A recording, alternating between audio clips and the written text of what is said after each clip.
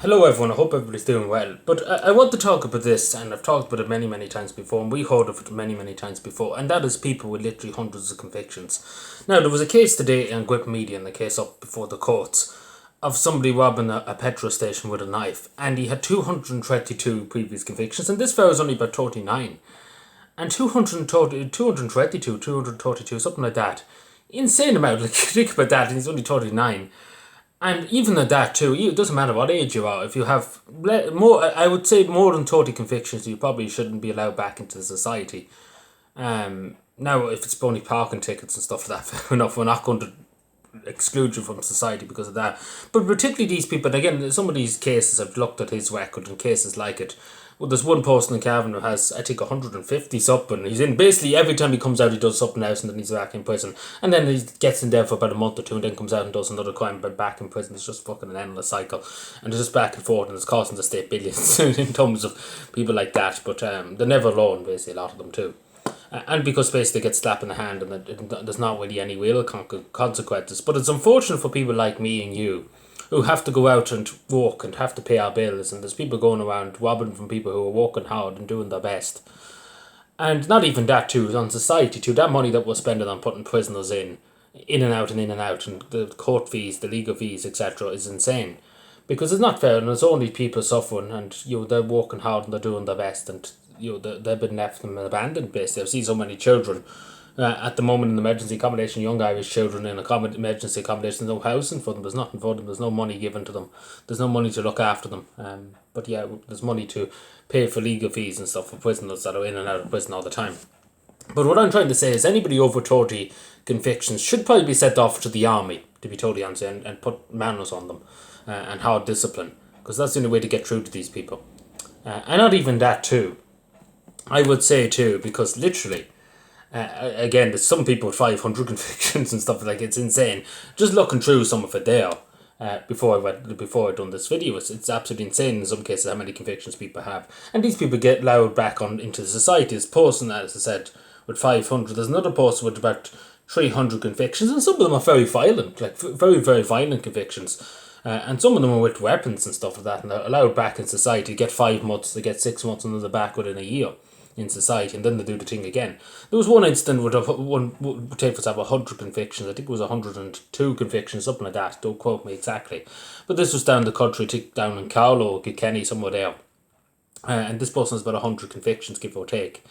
And many of them to do with abuse and people, like hitting people, physically assaulting people, hitting people. Now, this person does have anger issues and stuff, but he shouldn't be allowed into society because he's going around assaulting random people on the street. And that's not good enough for assaulting random people. And in some cases, I think in 1 or 2 cases, was children. And going around hitting children in the face and stuff. Like, good God almighty. You can't really tolerate that in society. Like, let's be fair, you can't. You simply can't. And this person shouldn't be ever let out. There should be in a mental institution. That's where he should be particularly. If he has anger issues and stuff and he can't be a civil person in society. But again, these people shouldn't be in society. Like, I think anybody would agree, because they are affecting, like this person with the knife he hold, I was talking about originally. He went into a petrol station, so only member of the public. He could have stabbed an only member of the public that tried to stop him doing it. He could have stabbed the staff working there that's trying to pay their rent and bills. And, you get what I'm saying? He's causing grief to society. And he's a danger to society because these people that have over 200 convictions, they don't care about the law. The law is just an obstacle for them. They can go around it.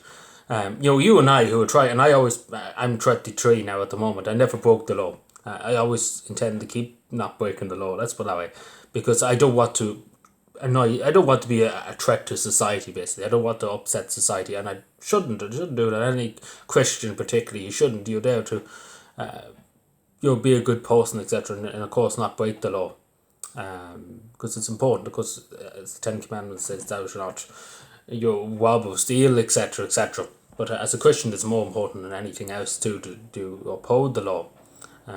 And of course, if you get a parking ticket or something like that, it's not a big deal. We're not going to go mad over that or something like that. But mistakes can happen. You can go through a red light without taking something like that. Minor things like that, we're not going to go mad over. Let's put it that way. But particularly these violent offences, robbery, burglary, etc. These are violent offences. These offences that robbery, etc. Very violent stuff. What I'm trying to say is a threat to society. It really, really is when you look at it. And there's many more. I think there was one person, but he's in his 70s, had over 1,000 convictions. Like, good God Almighty! But he's nearly, in the grave basically.